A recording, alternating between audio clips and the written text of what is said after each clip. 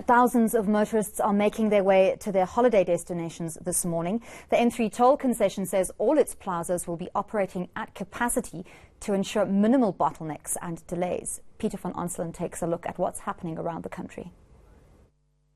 A bloody start to a notoriously deadly weekend on South Africa's roads.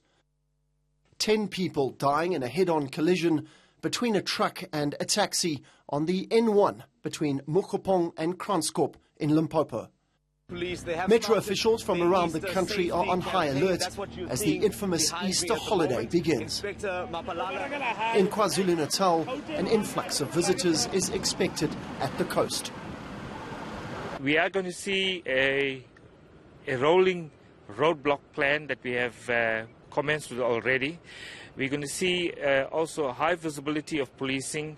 We're going to see high visibility of also patrolling with blue lights in the city.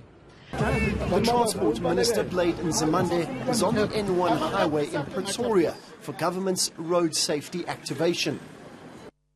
The country's major national roads are being threatened with disruption by a truck driver shutdown over the employment of foreign drivers. Nzimande is vowing to deal with this decisively. It's very unfortunate, that the truck drivers continue to do what they are doing. But we want to assure South Africans that the law enforcement agencies, the security cluster of government, is taking this matter very seriously. And they have promised and assured me that they're going to act mercilessly.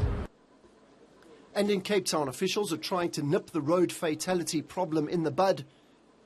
They're encouraging people to test their vehicles free of charge before they embark on their journeys. The city's Safety and Security MMC, JP Smith, explains how it works. The goal is to make sure that before these vehicles set off out of the city that they're reasonably safe. You can't vouch for everything that the driver may or may not do along the road, but at least you can make sure that the shocks, the steering column, the tyres, the brakes, the key bits of the vehicle are good. So we find vehicles here with cracked brake discs that are dangerous, shock absorbers that are spent or dysfunctional, steering columns that don't work, steering mechanisms, some very basic things. 510 people were killed in the country over the Easter long weekend last year, with KwaZulu-Natal being the deadliest province. Authorities are hoping this year their campaigns will finally pay off. But it's all dependent on whether drivers play their part.